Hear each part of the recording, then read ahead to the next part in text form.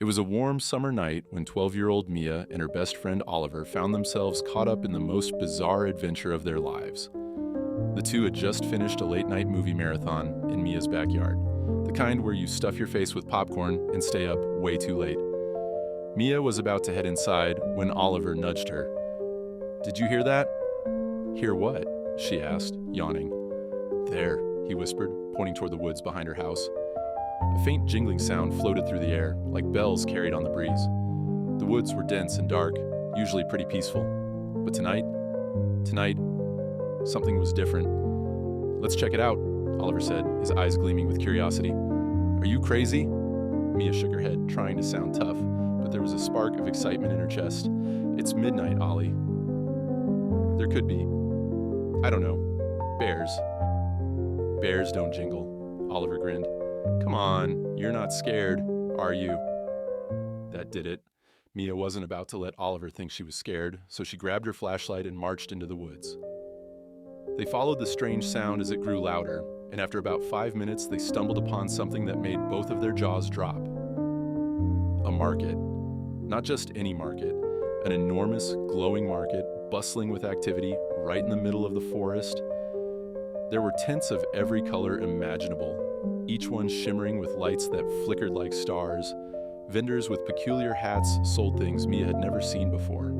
Glowing fruits, shimmering scarves that seemed to float, and pets that looked like miniature dragons. "This is unreal," Mia whispered, her eyes wide. "It's like something out of a fantasy book," Oliver agreed. "But why have we never seen this before?" As they wandered deeper into the market, the two realized something even stranger. None of the vendors seemed to notice them. They weren't being ignored, no. It was like they were invisible. "Maybe this place only appears at midnight," Oliver suggested, his voice low. "Like a secret midnight market." "I think you're right," Mia replied, watching as a customer, a tall man with a beard that sparkled like silver dust, bought a floating fish from one of the stalls. They were completely entranced by the scene. That is, until they heard a voice behind them. "Lost, are we?" They spun around to find a short, plump woman with lavender skin and glittering wings standing before them.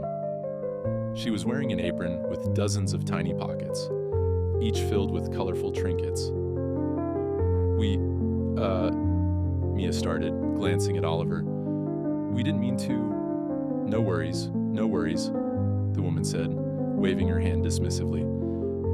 "Most humans don't stumble upon the midnight market on their first try. You must be curious ones." "Midnight market?" Oliver asked. "So that's what this place is?"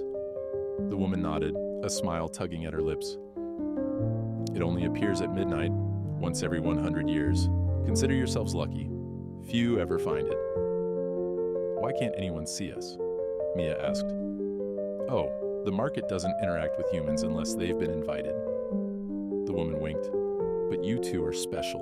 You've got adventure in your hearts." "That's probably why you found us." Mia and Oliver exchanged excited looks. Special? Adventure? This was turning out to be the best night ever. "Now," the woman continued, "how about I give you a little tour? The market's full of wonders, but there are rules, of course." They followed her through the winding aisles as she explained the strange and wonderful items for sale. A booth selling time bubbles, tiny orbs you could pop to relive a memory for a few moments.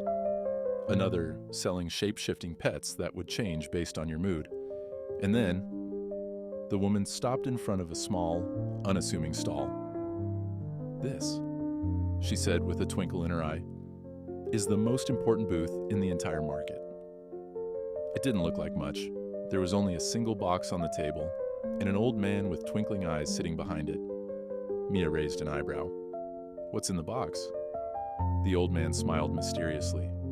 "Open it, and you'll see." Oliver hesitated, then reached out and lifted the lid. Inside the box was a key. But it wasn't just any key. It was glowing softly, like it held some kind of ancient magic. "What's it for?" Oliver asked. The old man's smile widened. "That, my dear boy, is the key to the Clock Tower of Wonders." Mia and Oliver leaned in closer. The Clock Tower of Wonders is said to hold every secret in the universe, the old man continued, but it can only be opened by those brave enough to use the key. Is it dangerous? Mia asked, her heart pounding. Of course, the man said, as though it were the most obvious thing in the world. But isn't every great adventure? Oliver grinted.